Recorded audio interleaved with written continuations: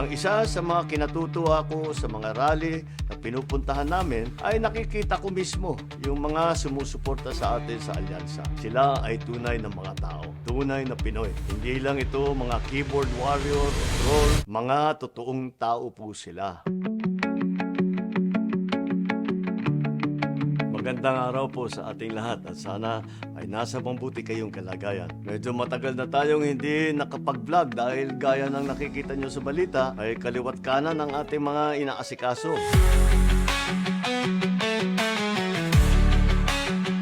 Ganyan po talaga ang buhay lingkod bayan at sanay na tayo naman dyan. Minsan, parang kulang pa nga ang isang araw para pagkasahin lahat ng gusto kong tapusin. Pero kapag nakikita naman natin ang resulta, pag nakikita naman natin ang ginhawa na dala ng mga programa, talagang sulit ang anumang puyat o pagod.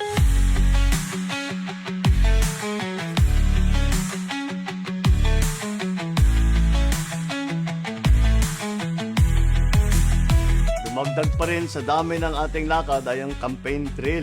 Nagsimula na po ang pangangampanya ng mga senatoriable natin, kaya't basta kaya na schedule, sinasamahan ko naman sila.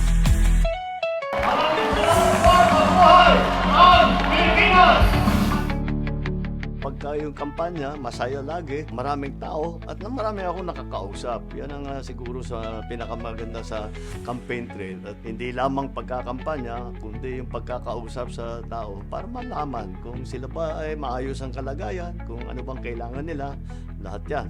Yun ang namimiss ko ngayon.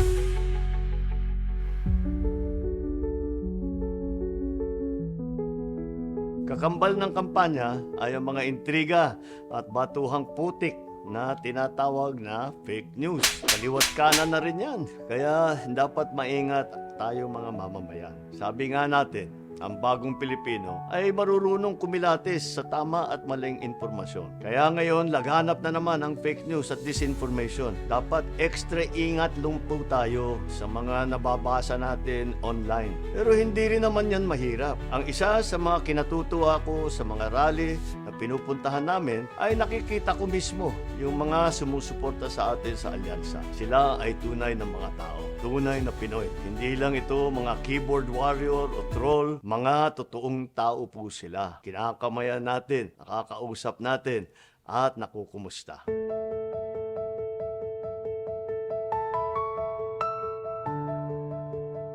Isa pang hindi nila pwedeng i-fake ay ang mga tunay na testimonya mismo ng ating mga kababayan tungkol sa mga proyekto at programa ng pamahalaan. Sa ating pag-iikot, nakakataba po ng puso na marinig ang kanilang pasasalamat sa pamahalaan, ang kanilang tiwala sa serbisyo na binibigay natin. Nakikita natin ang ginhawa na nararamdaman. Kaya naman ay talagang kinakailangan na mas madali pa nating ipagpatuloy ang ating nasimulan. Ang katotohanan ay kampanya man o hindi, ang fake news ay laging nandyan. Kampanya man o hindi, walang pipigil sa pagseserbisyo ng ating pamahalaan. Lalo pang patitibayin ang nasimulan. Lalo pang paigtingin ang pagpapaganda ng ating bayan. Dahil ang pinakamahalagang alyansa na kailangang alaga ay ang alyansa ng pamahalaan at ng taong bayan. Na tumibay ang paniniwala ng Pilipino na mayroon silang maaasahan at matatakbuhang pamahalaan. Na maramdaman ng ating mga kababayan,